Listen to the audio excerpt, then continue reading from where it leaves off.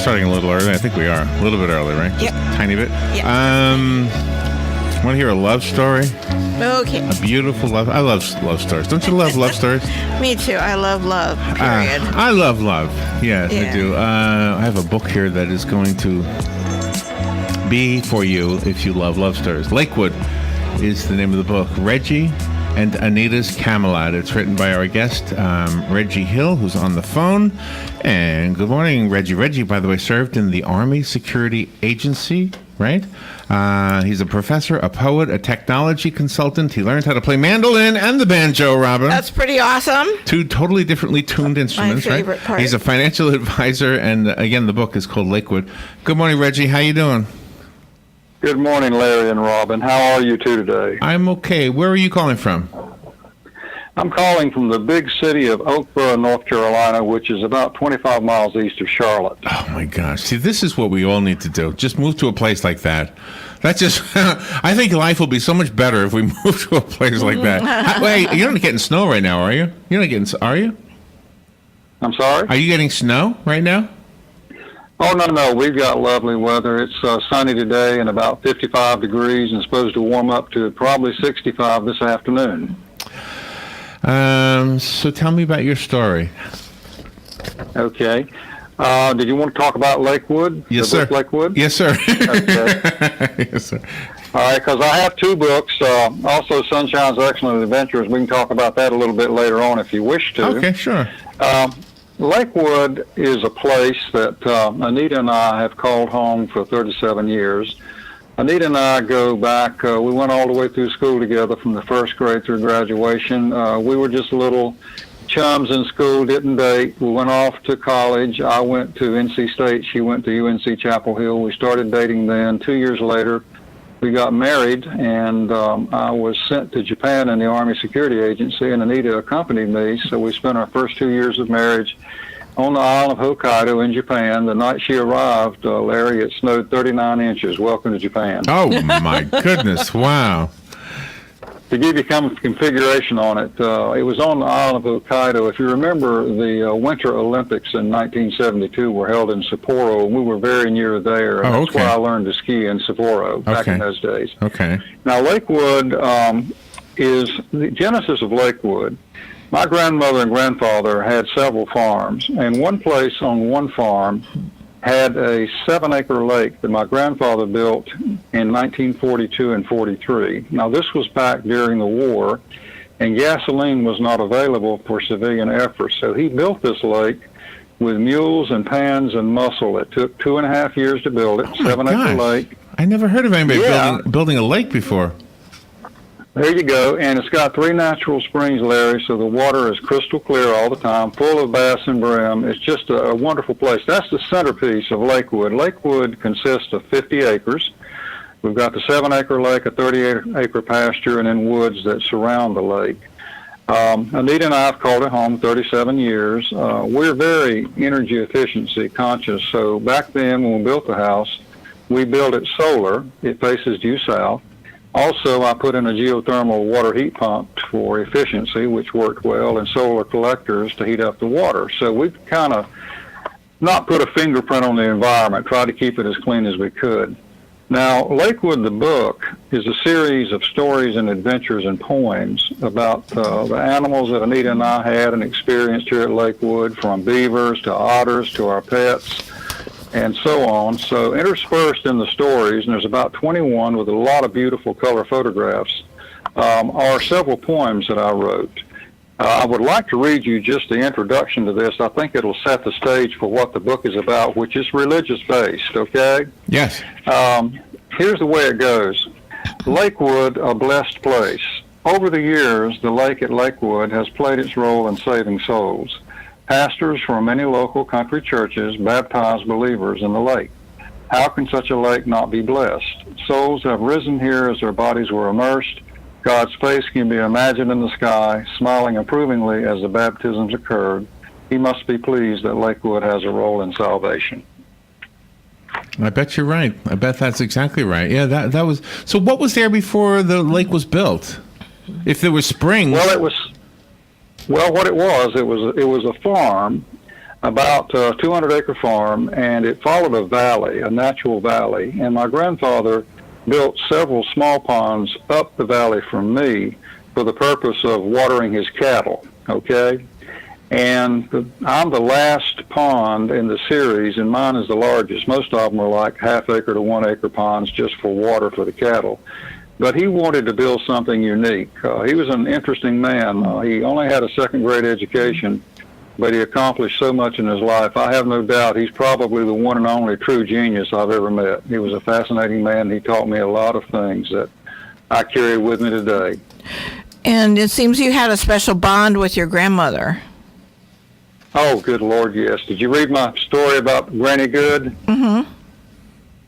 Yes, my grandmother Henson, which was my mother's mother, was the most remarkable person I think I've ever met in my life besides my wife Anita. She was a down-to-earth, old-fashioned Southern farm lady that could cook a rib-sticking meal and at the same time go out and help Grandpa bale the hay and bring it in and bring the crop in. Wow. That's the kind of person she was.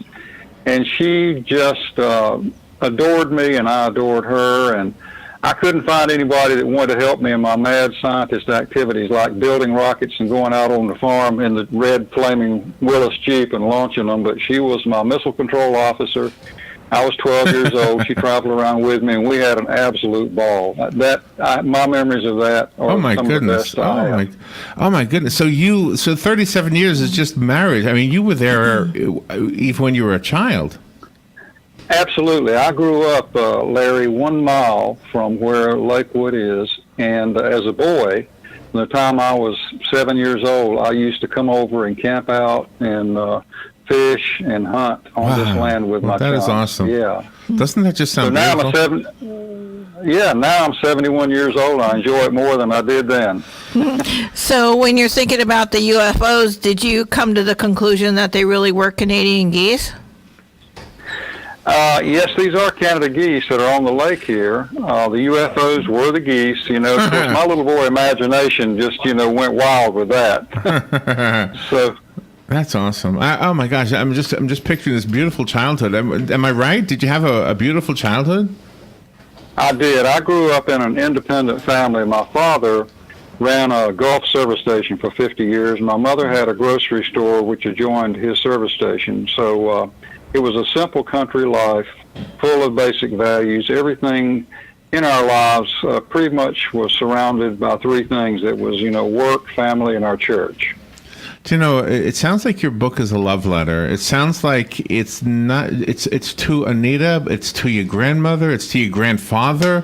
If they can, I don't know if words that are written make their way to heaven, but if they do, I think they're so happy with your memories of them and the legacy they left you. It's just it's just a really touching story you're sharing with us. Well, that is a wonderful assessment on your part, and I appreciate you sharing that with me. And that brings me to something I do want to share with you right quick. Do you remember in the book the poem entitled Lakewood Diamonds? No, I don't think I've seen the book. I have the material that was sent to us. Oh, I'm sorry. Well, let me read this to you because I think both you and Robin will enjoy this. Yeah. Let me set the stage for you. In the fall of the year, when the sun is low on the horizon on the azimuth, and it shines across the lake, if there's any wind at all, it'll cause the water to ripple, and it makes diamonds reflect off the lake. And that's what Anita and I nicknamed Lakewood Diamonds. So I'll read this to you. Yeah. It says, "They arrive when the sun falls from grace and forfeits its high place in the sky. We see them when the leaves fall from the trees and makes a carpet on the forest floor. On clear days, they greet me with a wink from mid-morning till late afternoon. They are bright, beautiful, and pure, free of man and nature. They are God's smile on Lakewood and belong there for all time. Take time to see them, for they wait on no one, yet are free to everything alive. Like a smile they grow from a hint to a grin. The wind stretches them across the natural mirror, a small twinkle that illuminates the soul. Wow. Hey, have you, is poetry something that just suddenly happened for you? Have you been doing this all your life? Well, I've always been writing little poems for myself and writing little love letters with poems to Anita for all these years. But let me tell you this, and it's kind of the reason the books came into play. Anita, we've been married 49 years, but Anita in 2010 was stricken with Parkinson's. And a year later, she had breast cancer, and then in 2013, she had a massive stroke, and she's been paralyzed on her left side. So she's been in and out of nursing homes, and now I have her at home, and I'm using in-home health care. So last year, and to maintain my sanity, I needed something very creative to focus on. And also, I wanted to write these two books to preserve memories for me and Anita of the adventures and pleasure we've had throughout our marriage. And by the way, I intend when Lakewood, when the time comes, Anita and I have no children. We're kind of like Dr. Seuss. You know, Dr. Seuss wrote 60 children's books, and he never had any children. Yeah. So I didn't know that. yeah, I didn't know it till the other day. I was on a radio broadcast, and the interviewer told me that, and I thought, well, that's wonderful and unique. But what I intend to do with Lakewood, when Anita and I are gone, I'm going to have it set up so it's in a trust, and it will go to someone like the American Cancer Society, or someone's kind of like the Hole in the Wall gang thing that Paul Newman set up for children to come that are handicapped and to enjoy the lake, to fish, to camp. See, there's a house here they can use, and there's also a wonderful cabin across the lake on a peninsula, a two-story cabin that they can use to camp out and to stay in as well. So that's kind of my long-term plans. Did you receive anything in your information about my second book, Sunshine's Excellent Adventures? Yes, we do have that. Yes, we do have that. Would you like for me to segue into that and tell you a little? Would you like to ask me questions? No, I would love you to do that, and then we'll ask you questions. Where's your wife right now? She's okay, right? She's with you. She's home? Yeah, she's home, right? Yes. Anita, okay. Anita's home with me, yes. I brought her out of a nursing home 10 weeks ago, and I have two wonderful ladies that are professional CNA certified nursing assistants that help me during the day from 8 a.m. to 7 p.m., and then I have Anita all night long from 7 p.m. till 8 a.m., and she usually sleeps through the night. The other book is called Sunshine's Excellent Adventures, is that right? Oh, man, this thing was a pleasure to write. Anita and I had a beach home on Topsail Island, which is north of Wilmington. And on one occasion, we left the island. We decided to go down to Key West on vacation, and we toured Hemingway's estate. And if you recall, Hemingway was given a cat by a sea captain, and the cat was polydactyl. That is, they have extra toes on every foot. Okay? Yeah, right. They look like little catcher's mitts. Anyway, Nita and I were so infatuated with the cat that we asked the curator, could we, get on the list to adopt one? And she said, I'm sorry, Mr. Hill, but there's 400 people on the list. You probably would never come up on. Wow. So I said, okay. So here's how fate works. We went back to the island, and the fellow that had been the mayor there for 25 years, and a friend of mine, he owned a pier, and I was down at the pier one morning after taking my walk, and I told him about the cat. And he said, Reggie, every cat on this island's that way. He says, here comes one now. And the reason all the cats on the island are that way is they can't go off the island to breed, so they interbreed, and this is a genetic defect that happens when they interbreed. So he called me up one night. It's 8 o'clock in the evening. I said, Reggie, I've got something for you. I went down to his pier, and he had in a box little Sunshine. He was just a little yellow ball of fur with big blue eyes. And this was the most, we've always had cats, but he was so fascinating, Larry and Robin. He was just wonderful. So since Anita and I didn't ever have any children, and this cat was so fascinating, we never had the joy of reading bedtime stories, I thought, I'm going to write a book about this cat, this wonderful cat, to preserve his memory, and also to be bedtime stories that teach lessons about life to children. So that's the way it was set up. And a couple of snippets out of that book that make it important is early in the book, we nicknamed Sunshine's mother, who was yellow and black, Mama Motley, okay? And Mama Motley one day asked Sunshine, says, Sunshine, how do you make friends so easily? And Sunshine said, it's really very simple. You just treat them the way you want to be treated. There's a lesson, okay? And then, there's other lessons like, don't be afraid to go to your doctor, in this case, your vet, because they're there to help you. So it's that kind of lessons. That's awesome. Yeah, and so you have two books, and one, like I said, Lakewood, Reggie and Anita's Camelot sounds like a love letter, and this one, this is almost a love letter also. So have you had some feedback from your readers? Oh man, I tell you, if you want to see how it's being reviewed, go to Amazon.com, Larry, and look up each book separately. All you got to do is type in the search window. Yeah. And you'll see a bunch of 5-star reviews, and some of them are done by professionals, and some are just done by readers. You have also said that Sunshine has friends. He has Claude Crabbe, Polly Pelican, and Sam Siegel. Those were his friends when he was living under the pier. I just nicknamed those. They were actually animals that were there that we'd see every day, and so I thought, well, they must be his friends, so I named them accordingly. I like the fact that Lakewood, the lake itself, is a very spiritual place. You had said that pastors come there to baptize people.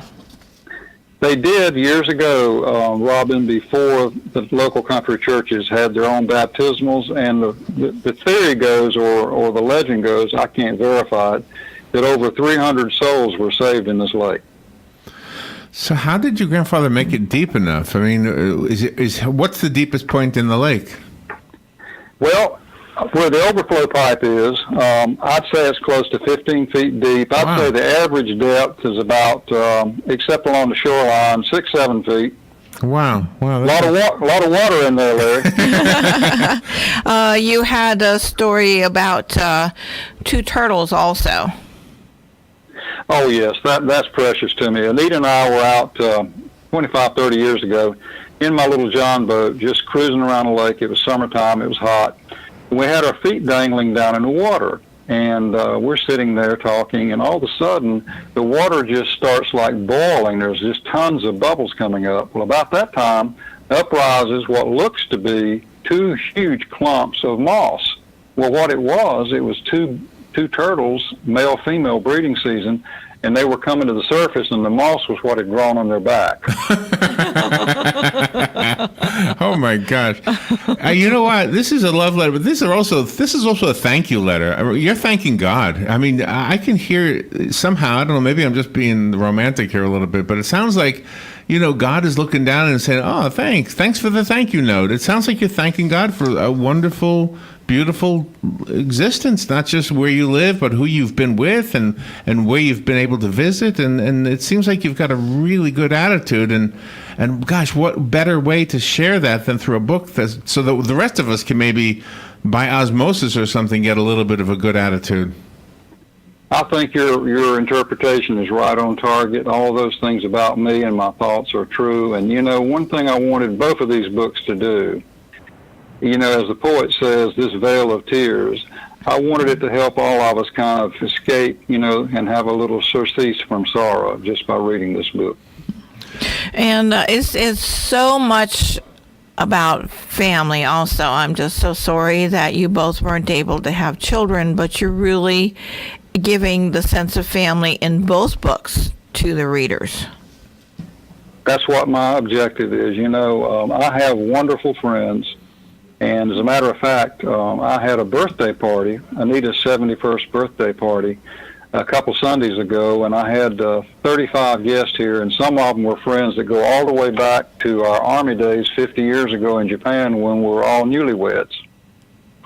Did you ever go back on a vacation to Japan after you served? It's so interesting you say that, Robin. As a matter of fact, I'm planning a trip right now. I have a wonderful family over there, that kind of adopted Anita and me. The father was in the Japanese Army, which the base was right across the road from us. And he and his wife and his 2 children pretty much just adopted us. Now, Anita and I were 21, 22 years old. And their children, Miki and Masahiko, were 5 and 7. And the dad's name was Yonakura, Jaime Yonakura, and the wife, Akemi Yonakura. And I still correspond with them.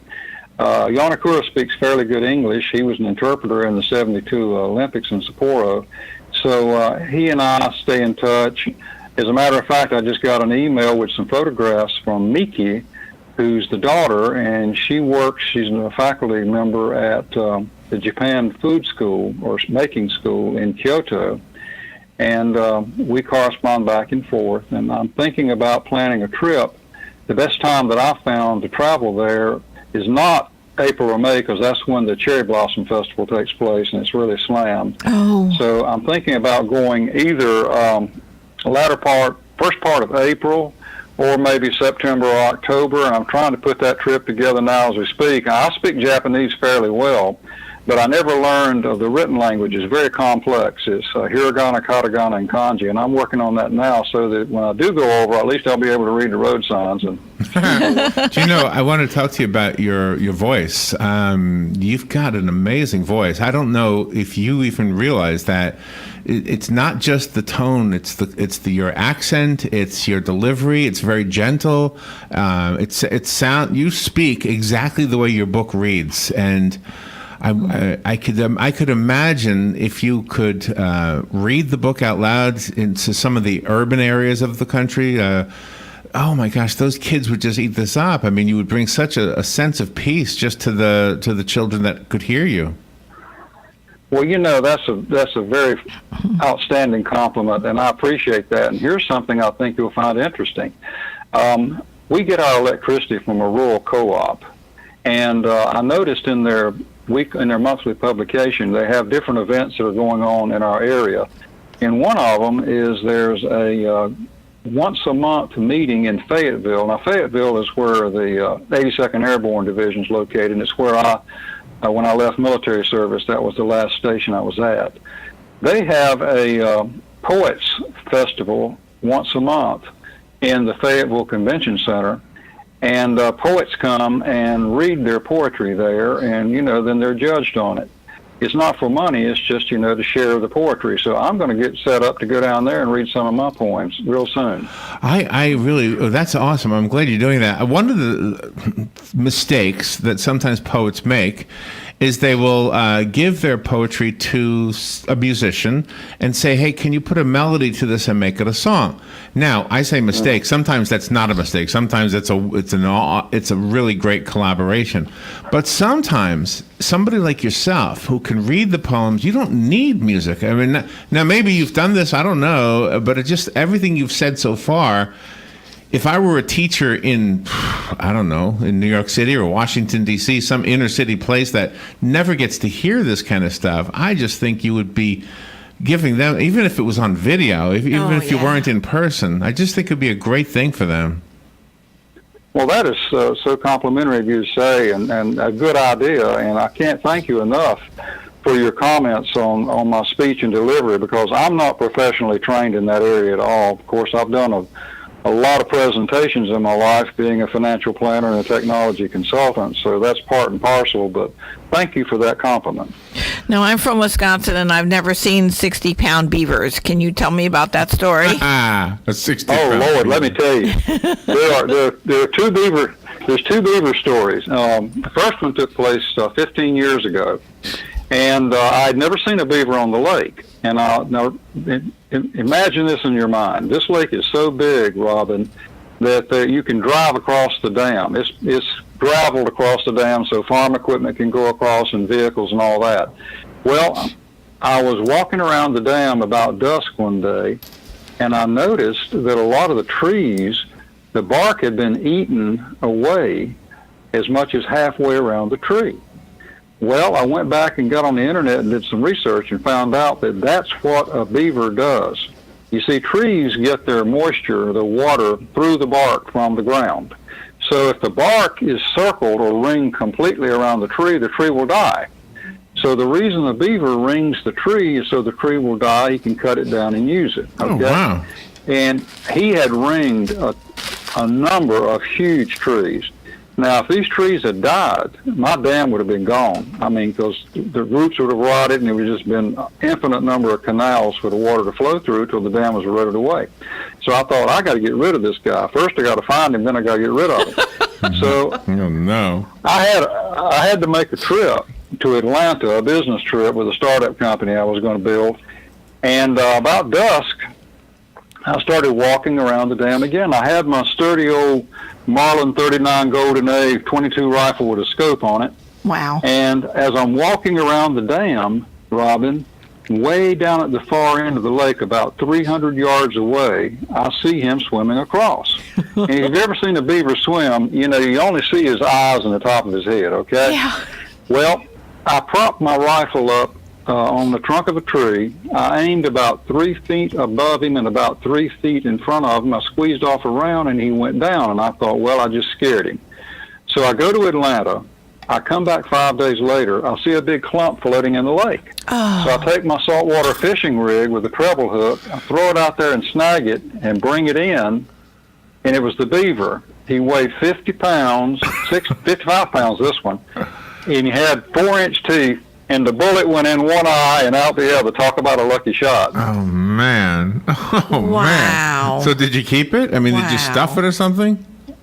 No, I just let him go, you know, and let the animals in the lake have a meal off of him. And then I thought, well, I'm out of the beaver business, praise the Lord. Well, about six months ago, guys, I'm out fishing with one of my buddies in my John boat, and I see another beaver swimming across the lake. This has been 15 years now, and he looks as big, if not bigger, than the other one. I thought, oh, my God. Well, I never could get a shot at him. He was so elusive. He did his work like late in the evening or at night, and he built a beaver lodge as big as a Eskimo igloo. I couldn't believe it. It was a masterpiece of engineering. So the bottom line is, since I couldn't ever see him, I couldn't get a shot. So I hired a professional, a guy that eliminates pests off property, and he set traps, and we caught him, and he shot him. And I'll send you guys a picture of him if you want to see it. Yeah. Yeah, I'd love to All see right, it. Yeah. what email address or? Send it to Robin. Well, Robin at WOCA.com. Robin at WOCA.com. Okay. WOCA.com. Yeah. Worka.com. Worka.com. That's right.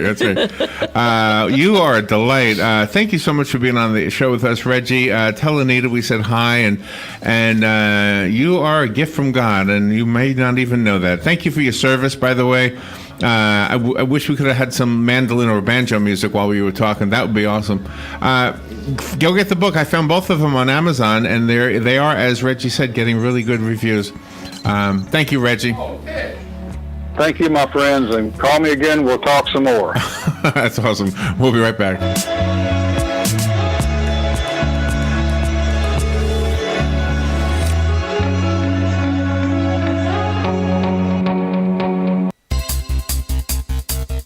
Here is your 1 minute.